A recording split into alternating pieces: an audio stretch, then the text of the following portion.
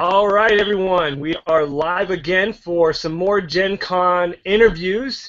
Today I have Jake Williams again, and I have Brian Rupp, GenCon judge. So I'm really excited to have this interview, and we're going to talk about some new rulings that just came out just a couple days ago, and have a little fun. So what's the first thing you guys want to talk about tonight? In the warm-up, we were just discussing a little bit about some of the shenanigans that was pulled off last year at GenCon, and Brian could talk a little bit about that. It was something about a die, and here you can. Yeah, we had in the World's tournament, the World Qualifying tournament last year. We had a gentleman who I don't think anyone knew him. I know I didn't know. None of my judges knew him. Who had 3 dice instead of 2, one of which he held in his crotch that he hid from the judges. That the reason he was hiding it was altered to have 3 6s, 2 5s, a 4, or some business like that, where it was altered and it was poorly altered. So we called him out on it, and we disqualified the gentleman. And we kept seeing him at the hotel the mornings before the tournament. So one day I called him out and I said, "Hey man, I still got your die. I've been carrying it around for 3 days." He didn't take too well to that. And then last year we disqualified a guy for not having a figure on his team. His wife pulled me to the side and wanted to fight me and told me that, she called me some names and told me I was ruining their summer Christmas. Wow. So, I got DQ'd last year when that Batgirl just disappeared. Remember? Yeah, I DQ'd you for that. Yep. I still think that guy that was at the table with you took it. Yeah, because he was. I still think that to this day that he took it. I don't know for sure, but he called you guys over pretty quick. So, yeah. Yeah, I remember that. That seemed fishy from the beginning, but yeah. Rules be rules, It's okay. It turned out for me last year. I had a good year, so. Yeah, you can't complain too much about last year. Yeah, I think you did okay. Hey, you know what, Jake? The funny thing is that during your finals last year, I fell asleep during that match.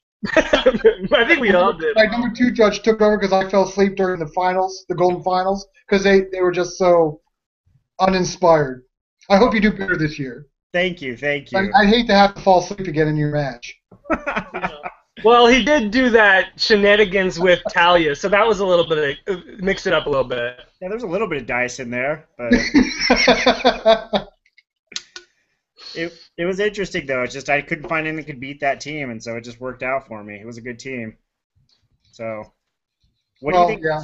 It caused a whole change of how figures were used in the meta, so it was definitely effective.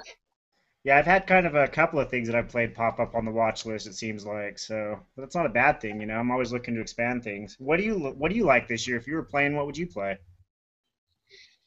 I don't know. I think the field's more limited this year than it was last year. My play style is a little different. I'm a little ultra aggressive when it comes to playing. I don't have a lot of. I'm more of a club than a rapier, so I think I would just play something that could cross the board and hit on turn 2. So. I know there is a lot of that now, especially with entities and resource picture the way it is. Well, I'll go out on a limb. Would that name be like a bullseye? Maybe a bullseye with a fair amount of TK. I don't know. I don't play as much competitive as I used to due to what I do now. HeroClix, the competitive scene has kind of passed me by a little bit. I know what I read and I know what we prepare for, but sometimes I still get caught napping with that kind of thing. But I think maybe next year we'll play competitive again. Hey, that would be fun. So I'll be the first to say a sniper rifle. yeah. I was gonna say we were gonna get to it at some point. Let me ask this question: is there anybody listening to this right now who can hear my voice right now who really thinks that the pre ruling was how that piece was supposed to play? Did anyone really believe that we wanted to have a 10-range hypersonic piece back in the game? We had that at one point. It was terrible. I know we did. We did have it, and it also killed the meta, and it led to the downfall of feeds, and it led to the change of hypersonic and how range was done. That Superman piece was the piece, the catalyst that brought about the first real rules change in HeroClix in its entire lifespan, and by accident we get back to it, and people are disappointed we made the change. Well, I Clearly, those people did not play. about I that think it's sniper rifle, a couple of days ago at Asked Intent. I don't know if you guys had caught it or not, but I'm glad it was caught before the con. It was on the radar. When things come out like this, the player base is very good about highlighting what is broken and what is not balanced. Unfortunately for us, we have to go through a process that includes looking through 15 years or so of figures to make sure that the rule we're going to make is not going to inadvertently make a bad problem worse through inattention. So when these things come up, we do take days to look at things and have a real conversation among the rules team to figure out, is this what we want to do? Mm-hmm. So that's the reason for the delay. It is a purposeful thing. There is a reason we do it. Right. I think there was with the sniper rifle and some of the combination of some of the current meta pieces, the sniper rifle. I mean, just think about like using Bill with the sniper rifle and almost any other character. I mean, it could just get to the point where it's just ridiculous and it's not fun anymore. But I think the way it's changed it'll make it, it's still good, it's still playable, but it's not to the extreme. Go ahead, Jake. I had a team I was working on with Arkham Origins Bane, putting parallax on them, so that second click with all the improved targeting and hypersonicking from 10 away, but precision strike. But yeah, that's no more, so on to the next one. So the potential of that team never having to actually leave your starting zone was stupid, so I am glad it was changed. But the thing was, if you don't play something like that, you would have ran into that, So I know a lot of people are scrambling right now trying to figure out what to do next. I know, we're like days away, man. There is no clear number one team. I think that's the sign of a healthy meta where there is no dominant team, where there are several good teams but no great team. I think we're almost to that point now. It might be a few months away from actually achieving that balance, but GenCon should be more interesting this year than in years past. Yeah. I totally agree. Totally agree. What do you think about the chases? I know that a lot of people are mixed on the chases with how useful they are, how good they are, and how expensive and how hard to get they are. And they're almost going to be on all of the teams at GenCon, or most of them. A lot of them are going to be on there.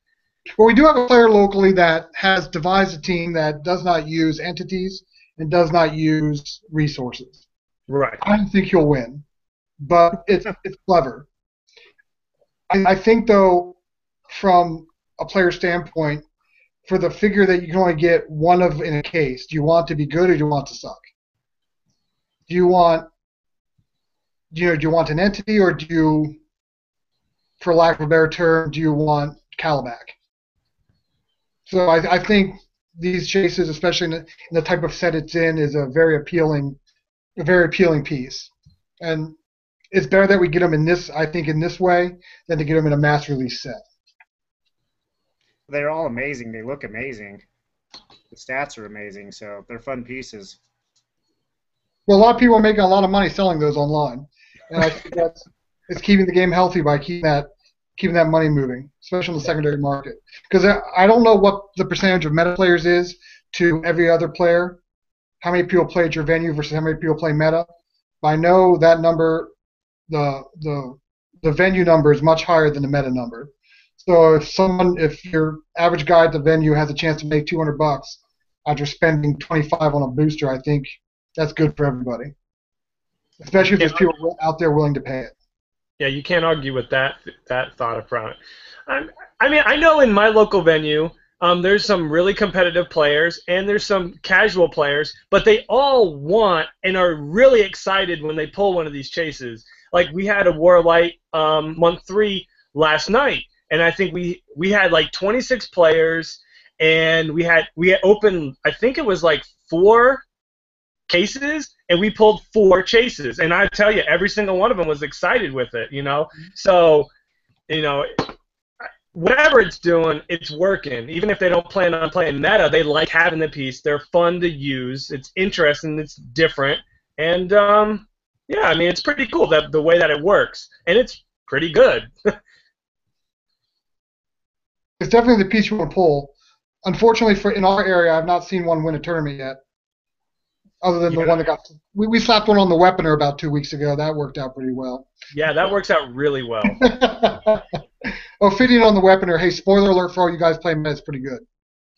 At least Yeah, it's. well, I played Weaponer in Adara, and that gave me prob, and that was pretty much brutal. So. Yeah, but fortunately, they're limited. We won't see them all the time. Oh, absolutely.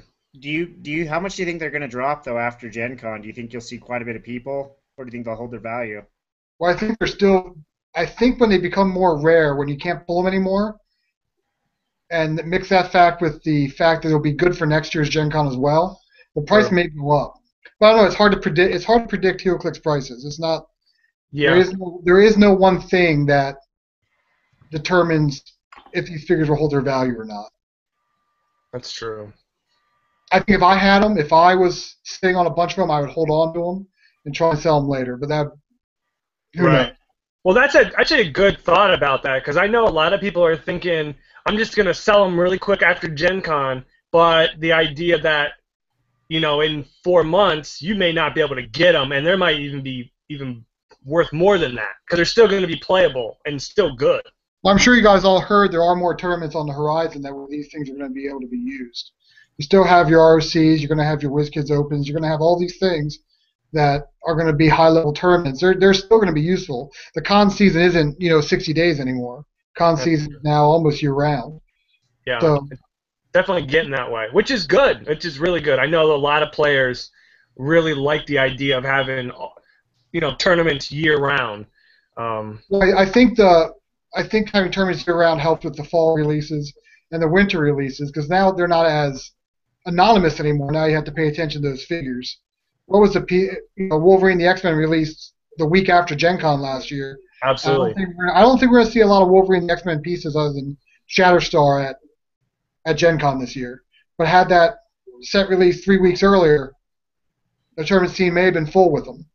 So it definitely helps the release and the secondary market with a year-round tournament schedule.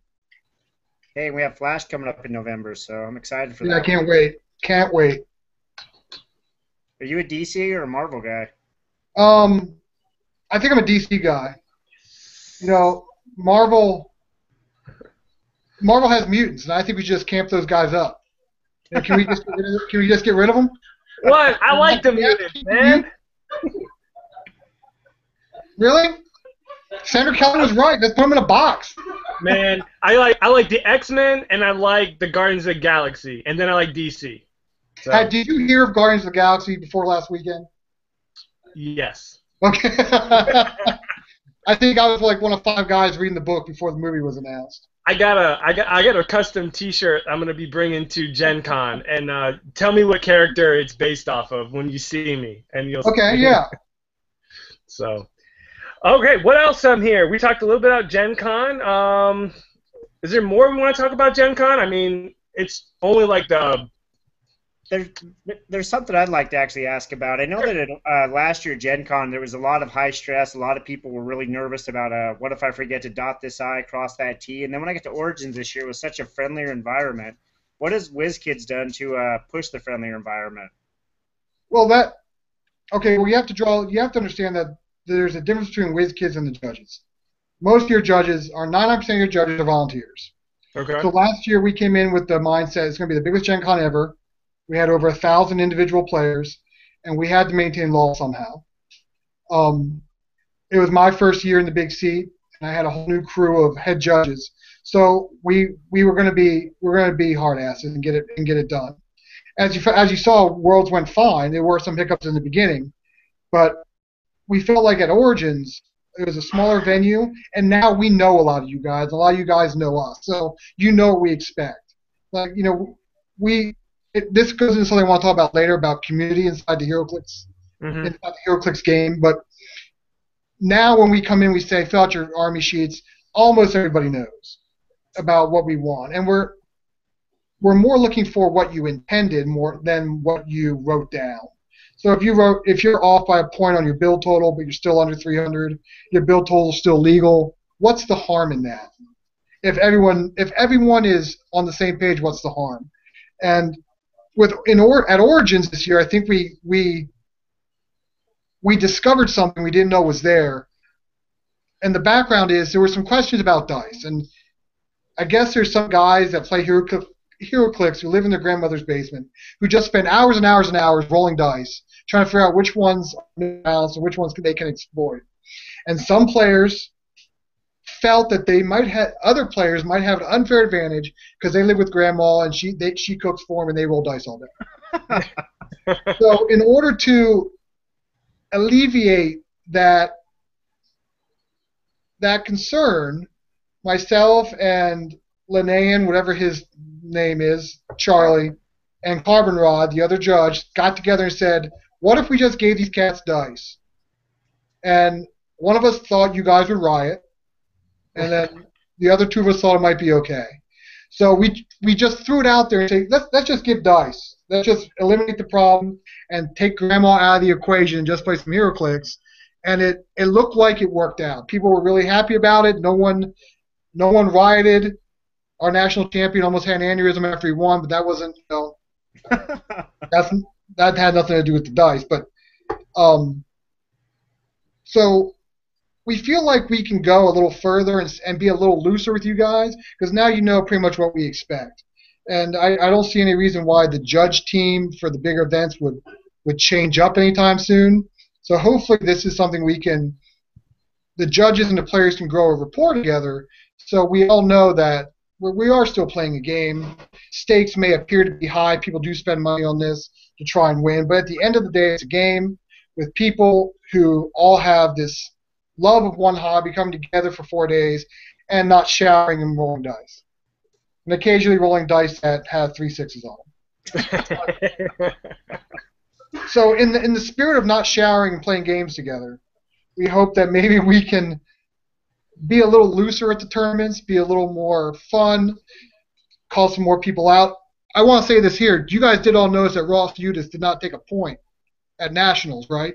After all that talk, I'm going to call Ross out on a podcast 3 days before GenCon. Now that's awesome because in my previous interviews, I was talking about friendly competition, and I was like, "Can you name anyone that you want to call out that you don't want to play, or who you do want to play?" And Alex was like, "I want to play George Messu every chance I get." And then I like it. We're calling out Ross right now for not scoring a point. Are we going to talk about Alex for a minute? Sure, go on for it. Yeah, because my crew and I ran down to Alex's venue not too long ago. It's our venue now. I don't know if you guys know that. We took his venue from him.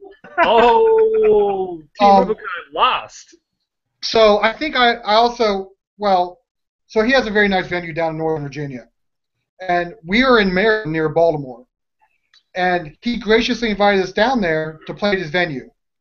Well, you know what happens. George came into town. Well, no, I don't think a local won a game that night. Oh, burn. I don't know if you guys know John Yoon.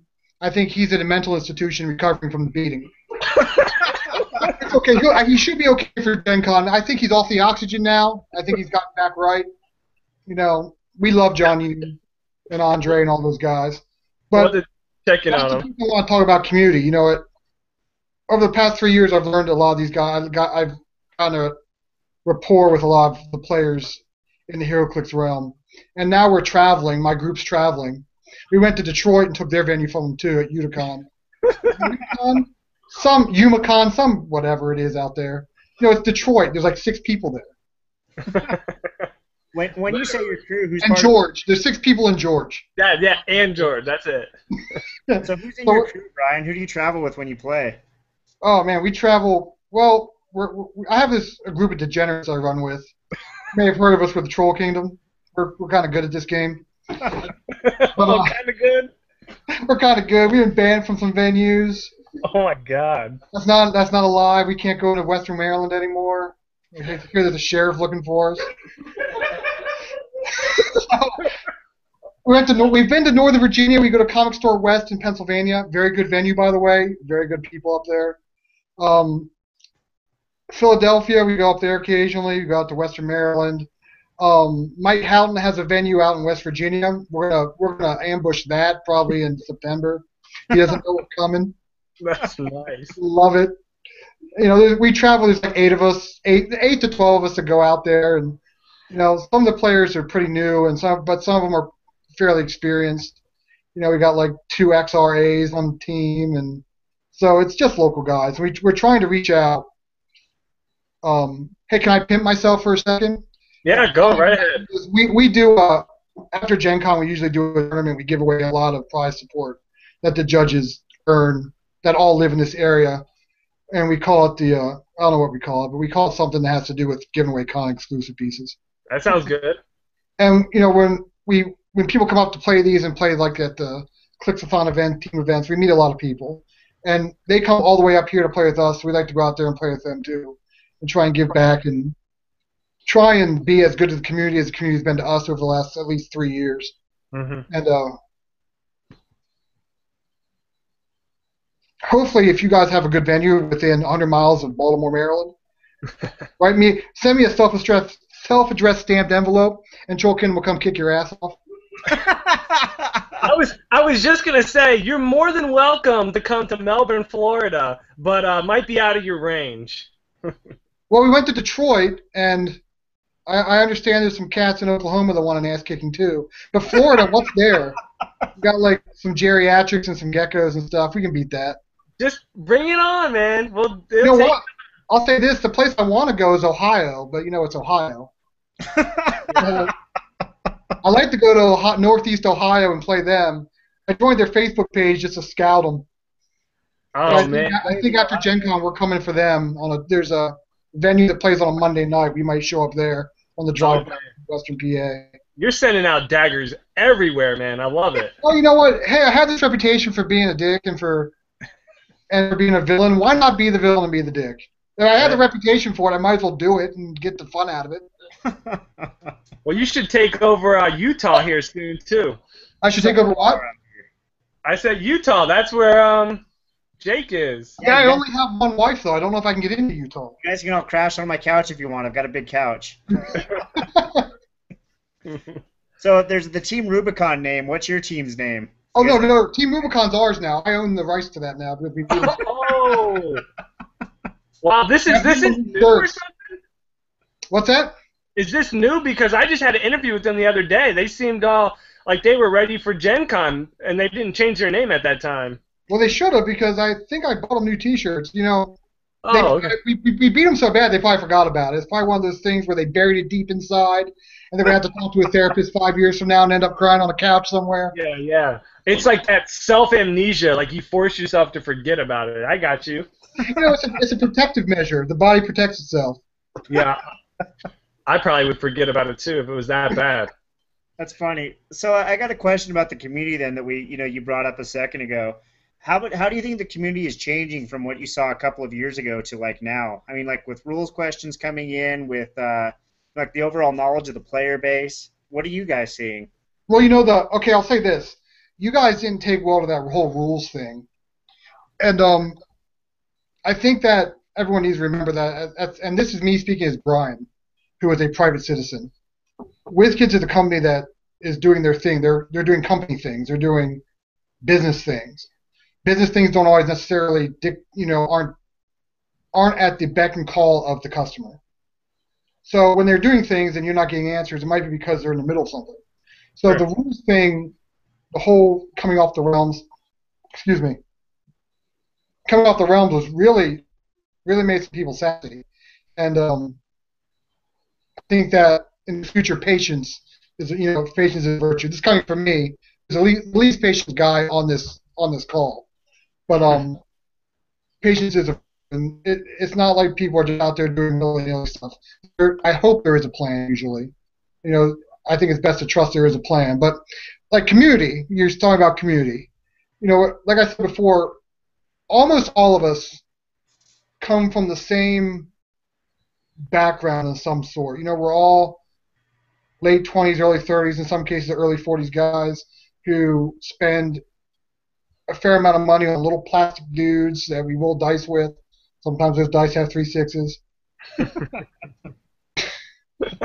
we're all the same. We're basically all the same. We're all middle-class people for the most part, who all come together under this umbrella to do this thing together. And when we're all together, it's usually pretty good. But then when we go away and become anonymous on the internet, we all get super negative. And I think it's easy to get negative on the internet. I wish the community wouldn't get negative on the internet. When I say the community, I am part of that as well. Sometimes I get negative. I get it almost daily, so. Right. It's, we all see each other twice a year, and in some cases more. The negativity is just it brings people down. There's no need for it.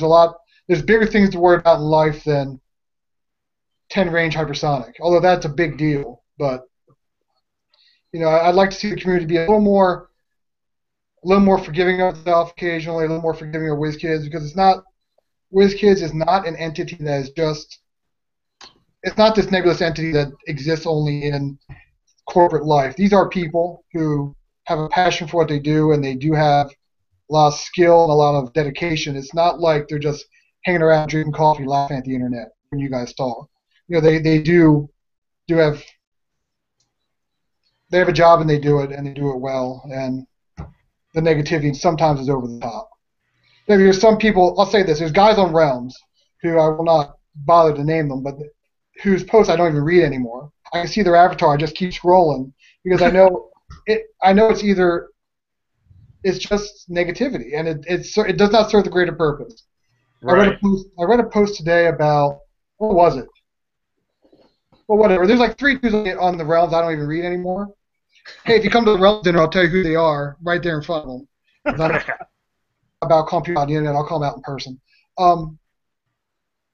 But I think it's a big picture of that so over the top, this negativity is so over the top that we don't even try and solve problems anymore. We just go on and rant like, oh, well, I'm quitting the game again for the 53rd time. Yeah. I do have a quitting the game count for one user. I'm up to since summer on one user. How many times you cut out for a sec? Oh, I cut out? Yeah, cut out for just a sec. How many times? Does he quit? 7. 7. Oh, okay, when I say I quit, there's certain. Anytime he says, "Well, I'm done," or "This has ruined HeroClix for me," or anything like that, that's what I count. I keep it on my computer. It's for my own personal well-being. I laugh at it. But yeah, But I think that's what you touched on. What's that? It's what you touched on though for a little bit though. I mean, we are all coming together. We all have the same hobby. I mean, Clicks isn't a cheap hobby to have, and there's a lot of time investment. There's a lot of people put a lot of effort into it to learn the game, to learn the rules. Just like anything, anyone puts time and money into, they get very passionate about it. And sometimes I think the passion gets a little bit misdirected. I mean, you wouldn't believe how many times I posted a team that I've been slammed for just for posting a team, whether I play it or not. Well, I think that you particularly have galvanized the community against you with some of your builds. But you know what they say, haters are going to hate, and it's cold at the top. So you may have to bring a coat. Yeah, I'm okay with that though. As long as I haven't broke any rules. I always play within the rules. I'm always nice to everybody. In fact, last year Charlie told me even if I hadn't won, he was going to give me fellowship for as nice as I was to everybody. So the thing about competitive gaming is, so we have a HeroClix Fantasy League, and there's a guy in the league called Gerald, and we have a rule that's called "Don't be a Gerald, don't be a G, don't be a D-bag." if the HeroClix community practiced the "Don't be a G" rule and all agreed, I'm not going to play this donk shit at GenCon, you would never get hated on. But if everyone said, I'm not going to play an entity at GenCon and no one did it, there'd be no problem. But everyone knows that the first time they say they're not going to play an entity, Jake Williams is going to show up with an entity or 2 or 6. Not always. I'm not that bad. I'm not calling you out in general. I'm using you as an example. But if everyone doesn't want to play against those teams, hey, don't build those teams. There's no guarantee the guy beside you won't build it. But if you don't want to play against, don't be part of the problem. Just build a team. But I think that's, with what I've always looked at, though, is I've always played within the parameters of the game. I just take the rules that I've been given, the figure that I've been given, and see what I can come up with the best with and just go from there. I don't make the game. I just play it, I've come up with some pretty crazy combos, some pretty creative stuff. You guys have fixed quite a bit of them too as we've gone, but that's okay. There's always something else out there, you know? Well, with the number of figures in Modern right now, you're always going to find something. Yeah. With new releases coming at least quarterly. I just posted that. I don't know if you saw. I just posted that Hope team that we came up with my friend with the Professor Prime. We're on turn 2. The whole team can't be targeted by the opposing team. I see that's the exact reason why people get all spun up about meta games is because on turn 2 you can't target the team and it's a roll-off, and that's not fun. Well, but if everyone agreed not to play that team, you wouldn't have to worry about it at GenCon. Fair enough, but on the flip side of it too, though, I mean, the way I think that it's almost an arms race, because some of the teams I've had sent over to me right now, if you don't play a team like that, there's a pretty good chance that'll knock you out right now. And there's a lot of gross stuff out there. I agree with that. It is an arms race when you have grown men paying $200 for a piece of plastic to play for a 4-day tournament. And again, it's maybe the community needs to have its own personal integrity and say that we're not going to play that stuff. But until someone says it, until someone inside the player community, not me or not any of the judges or not WizKids, says, let's just have a tournament where we play X. And it's a skill game and it's a luck game. The better players are going to win more games than the average player. It's just how it is. Even with those parameters put in place, the better players will still beat the average players, in my opinion. If you guys just all said we're not going to do it, it wouldn't get done. But I can guarantee on day 2 of Worlds, we're going to see that donk stuff that we're talking about right now. And I'm not preaching about it, I'm just saying it's the nature of the game. Well, that comes back to an interesting question then with the rulings that just came out yesterday, because I had a couple of things I was looking at that definitely got changed. I don't think that I was going to play them, though, because I'd switched my team up a little bit. The question, though, I mean, there's so many different, like you said, potential figures and combos out there. How do you guys rule a lot of that stuff? I mean, do you get to a certain point then where you're just going to say don't be a dink on it? Or do you just follow the rules? I mean, what's going to be the precedent set there? Well, you can never lean on don't be a dink, because then you're depending on someone's integrity to fulfill that ruling. And you know there's a dude in Virginia in his grandma's basement right now building a team for GenCon who wants to win. It doesn't matter how he wins. So don't be a dink doesn't work. But the big thing is, I'm going to go back to the sniper rifle ruling. Do you really think they intended that someone can use hypersonic with 10 range?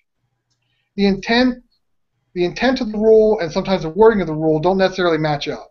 And that is a systemic problem that WizKids is working very, very diligently to correct, although it seems to persist. But when you think about it, especially a controversial ruling in the first 2 weeks of August before GenCon, do you really think that was intended? And I think that's local judges. Hear me when I say this. If a ruling comes up like that, you are the authority. If you don't think that was intended, don't rule it that way. But this game is meant to be played at the local venue. I think the fact that WizKids even has a rules team might be a little off the mark. Maybe we should have more trust in the local judges. But if it doesn't sound like that was how it was intended to be played, chances are you're right, and that's not what the ruling is going to turn out to be. And keep in mind that game balance is a big deal. As you meta players know, game balance is everything. Because what you guys are looking for is the figure or the figure combination that shifts game balance in your favor. That's what the meta play testing process consists of. Trying to find the most beneficial figure combination. And that's a good point, because I think when you get to this certain, I mean, there's a lot of good players in cliques, but I think you get to a certain point though where there's the top, 25, 30 players out there that we see at every con that are always they're always either auto qualifying the first day or they're in the top 16, anything like that. You get to that certain point, the skill level is so close to so many of those players that anything you do to tilt a little bit in your way is always going to be looked at, Mm-hmm. I think in this arena, any advantage is big. Yeah. Well, there was one thing I wanted to cover, and I don't know how much in detail you can talk about it, but I mean, with all these rules changes, to what extent do you see like play testing?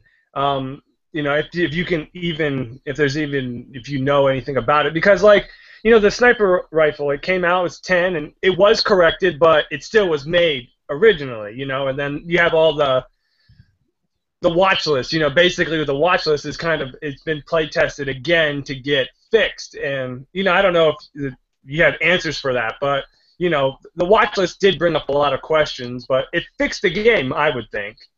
Well, let me say this first of all: the internal workings of WizKids, I'm not going to talk about.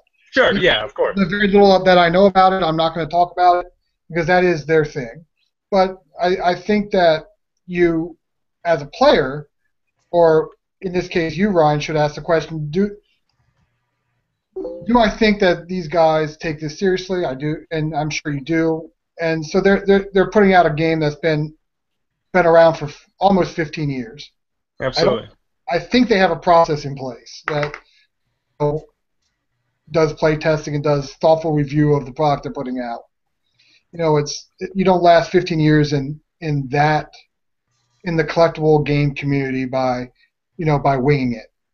Well, no, I'm not saying that there isn't any play test, and that's not what I'm going with. But I'm just saying, that people do question to the point. That's all.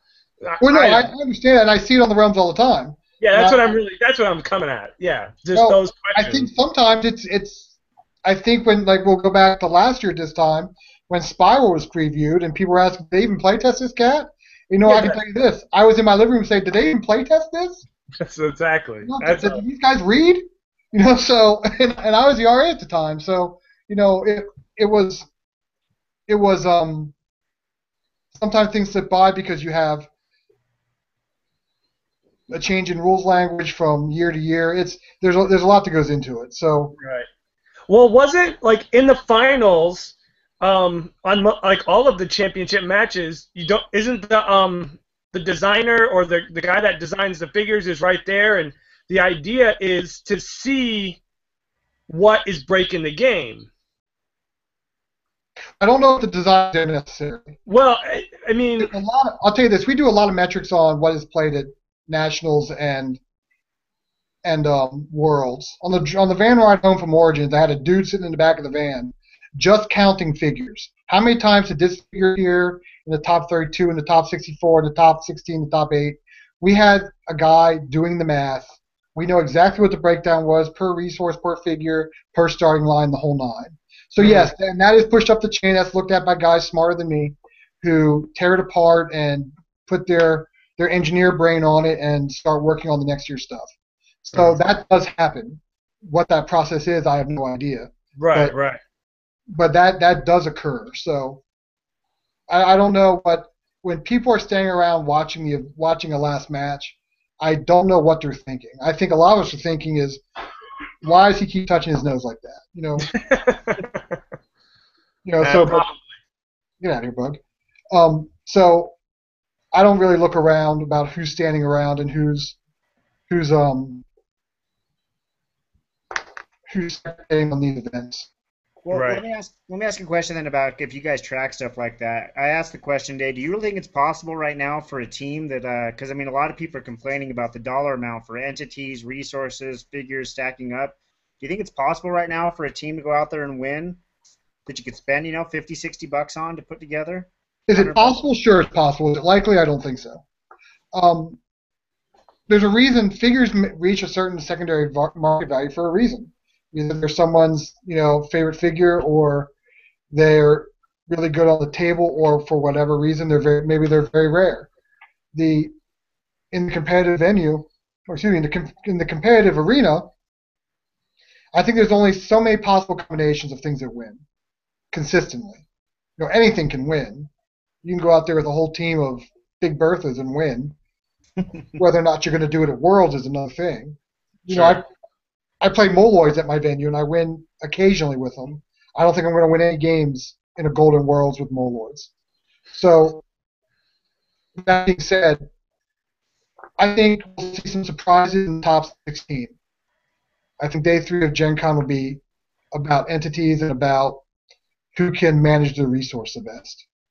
And I think internally with the group I play with now, we've come up with 3 builds. Rock paper scissors builds that are one's gonna beat the other. And usually in those events, you find that 4th build that someone homebrewed and maybe pulls out of their box on a whim that wins the event. I don't think that's going to happen this year. I think the pieces that are primary tournament pieces are too strong. Players that play them have been playing them since last April maybe. I think we're going to see what we expect in GenCon this year. So I think the more interesting thing will be the tournaments to get into the big tournament. I think that's when you'll see your wacky stuff. So you don't think there's a triple cop car team out there right now that nobody's talking about, huh? Well, it's not like you split the atom coming up with triple cop car. That was pretty point and click. What I don't see is like someone showing up with last year at Nationals. I saw a Beast Boy T-Rex team that tore it up pretty good. I don't expect anything like that. I don't think there's going to be something like at Nationals. We had an evil Deadpool team that did pretty well. Who could predict that? But I don't think we'll see that. I think the main event will be exactly what we expect it will be. Like the Canadian or the Mexican finals, teams like that? Yeah, I think so. I think maybe the support element will be a little different, but your get up and go pieces will be those national teams, I think. Okay. Yeah, of late it seems like this year more than other years, matchups are going to play a huge part. Like the team you play going against your opponent, like the matchups could play a huge part. Like last year it was pretty much, for the most part, Ghost Rider teams, with support. And this year is a little bit different. There's, a handful of teams or main centerpieces to teams, and it's going to be kind of like rock, paper, scissors, like you said. But it's always about favorable matchups. If you can pull a favorable matchup that has a team that yours is good against, if you can do that for 3 rounds, you're going to do okay. You're going to do okay in the tournament. Well, that was Adam's team at Nationals. He only went 1-3 with that team going into the qualifier, and then swept everybody in the finals with the same team. I'll say this about Adam: is I watched every one of his matches that he played, and he played 3 very good matches against teams I think should have beat him, and he outplayed those 3 players. I thought those were very impressive games that made me feel like I was unskilled watching him. He did very well in that tournament. Yeah, he's on my Worlds team qualifier, so I think we'll do okay together. One question about the Worlds team qualifier: do they know yet which boosters they're going to be doing? Have you heard anything what it's going to be for the sealed part of the Worlds for the yes, team? But I'm not going to say anything about it here because I don't want to give anyone an unfair advantage. Okay, fair enough.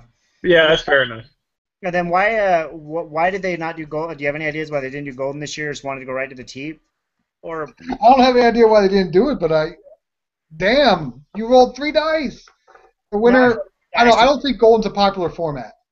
I think one thing we could do better is get a bunch more formats. Some better formats. Golden, I don't know. I think golden's too wide open. There's too much there. I just don't think it's a good format. I think that player response wasn't great for golden. And I don't know if you guys know, we did a team format at Clixathon this year, which really blew the doors off the event. We had, I think the number was 109 individual players. We had a bunch of teams. Very few people dropped after they were technically eliminated from competition. By the way, Troll Kingdom won that event too. So we think that I think personally that the team event is going to be in 2 years will be the main event at Worlds more so than the individual. The team event is fun, and there's a lot of chaos involved in that, and a lot of talk about luck of your draw. We made the players label themselves A, B, and C, and they're just the overthought that went into. Do we make our best player A? Do we make him B? Do we make him C? Well, I think that team's making their best player B. I don't want to play him. I want to play C. So it was just that aspect of it was very entertaining for the players, beyond the actual hero clicks.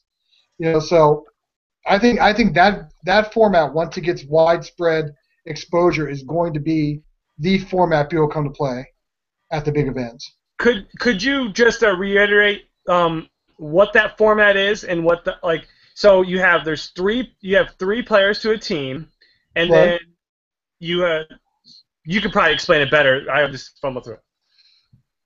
So I don't have the GenCon sheet in front of me, but I'll tell you what we did at Clixathon. Okay, At that's fine. Clixathon, we gave each team X number of boosters. I think the number was 6. And they were to pool those figures and build 300-point teams. Then each player is labeled A, B, or C. And then we match up teams as though they were individuals. So team 1 plays team whatever. And then if you're A1, you play team 32A. And if you're 1B, you play team 32B. And you play that individual. And then wins, losses for the team are determined by individual wins, losses. So if my team of 3 goes 1-2, I will lose that match versus my opponent going 2-1 winning that match. Gotcha. It's very entertaining, and it does. A lot of people come to Gen Con in groups. This helps to keep the group together and give the group something to do as a whole. And I think that format will prove to be very popular on a big stage like that. Yeah. And are the finals this year constructed for that, though? Do you know, Jake? I don't have my Gen Con sheet in front of me, but I do believe they are, yes. Okay. And I don't know, Jake, do you remember what they are? I thought it was something about you couldn't play, you had to play all three of the teams had to be totally different. Yeah, you can't use any of the same elements on it, which means you can't have a Book of the Skulls on 2 teams. You can't have 2 of the same figure. You can't have 2 of the same ETA. They all have to be completely different, if I remember right. Okay. Yeah, just wanted to be. That's what I thought.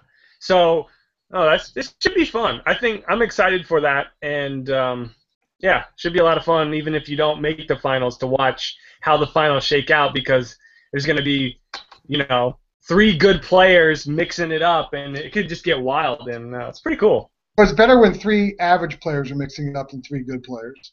That's true.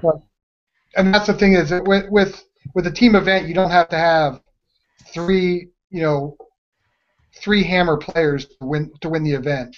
You can have at our event you saw that one team that had some average players on it went very far in the finals because they were just consistent and they won 2 games every series. And one wins by skill, one wins by luck, one doesn't win at all. There you go. Yeah. It's a lot more fun than that, like that. So again, I asked you if you were going to play earlier. How many of your team is going to be playing in Worlds this year? Quite a few, or? No, none of them. We don't play competitive too much. A lot of us, so you've met a lot of us. We do the judging. So we're there judging for the most part. We just troll the East Coast guys and try and keep them a little scared once in a while. But we don't play. I think a lot of us next year are gonna try and come out and play. I think we're all getting to the point where we want to play like that again, and we think we could do well. So we'll see.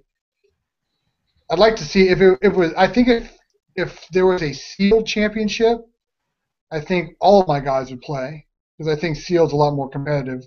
Sealed's my favorite format. Well, you eliminate the economic piece of it and just make it about what you pull. And I think if it were sealed, we'd have trouble finding judges because we'd all be playing. Yeah. Do you think that's something WizKids might ever do, is do a sealed tournament? Because I would love to see a sealed tournament. I can't speak on what their intentions are, but I know that if I were king, there would be a sealed championship. I agree. I think the majority of us would love to do that because everyone would kind of be on the same playing field. You open the 2 boosters and good luck, and skill will, most likely they'll do it for you. Skill should still prevail, but I think a lot of guys who don't have the skill to compete on a constructed event will be closer to competing in a sealed event. Well, that's kind of an interesting thing, though, because we talked about the other day about net decking, because it seems like there's a lot of net decking going right now on in Clicks, way more than we used to see because of the ROCs. That's why I can play a team at Origins and then see it pop up, 5 or 6 different ROCs in the next month, I guess that's going to be interesting to see, though, because it's kind of what you keep saying, the skilled players will keep winning, more often than not. Do you think that there's that big of a gap, though, between the top tier and clicks right now and a lot of the average people coming out to play at the cons? Well, I think locally we have a joke that certain players around here just roll 10s. I know if a guy can roll 10s consistently, he's probably going to win a HeroClix game. But HeroClix, especially in the modern age stuff, there is a finite amount of stuff you need to know. You don't need to know everything to be good at modern.